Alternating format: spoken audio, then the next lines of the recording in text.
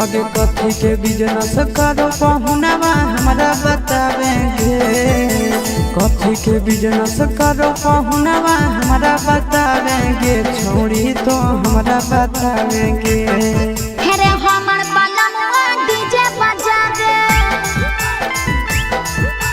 DJ बजावे छड़ी के नचावे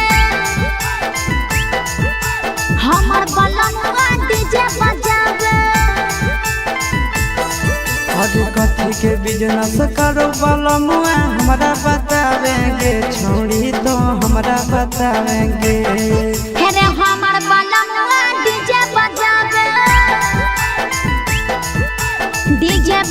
छड़ी के नचावे।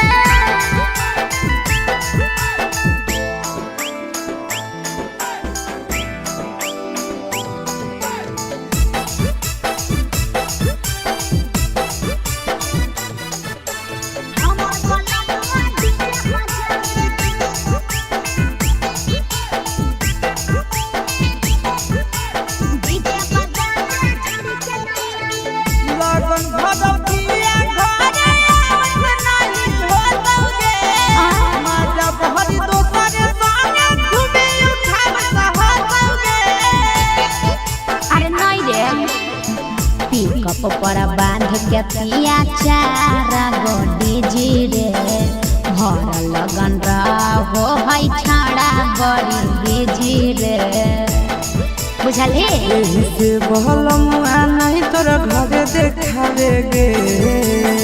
एही से पहुनवा नहीं तोरा घरे देखावेगे। छौड़ी नहीं घरे देखावेगे। अरे हमर बलनुआ डीजे बजावे छौड़ी के नचावे।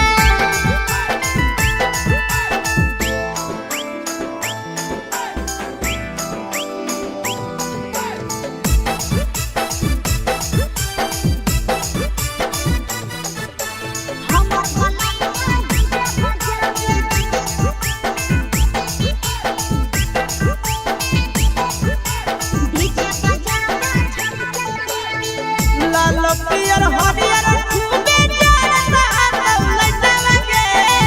आशीष नंदन के बजता झुमटा लगे। पागल कहीं सैया वाला डीजे के हमर सभे है दीवाना रे। बाजो है डीजे पर लिखल प्रिंस प्रिया के गाना रे। महीना में केतना दिन ले बुकिंग करावेगे। महीना में केतना दिन ले बुकिंग चलावेगे। छोड़ी आगे बुकिंग करावेगे।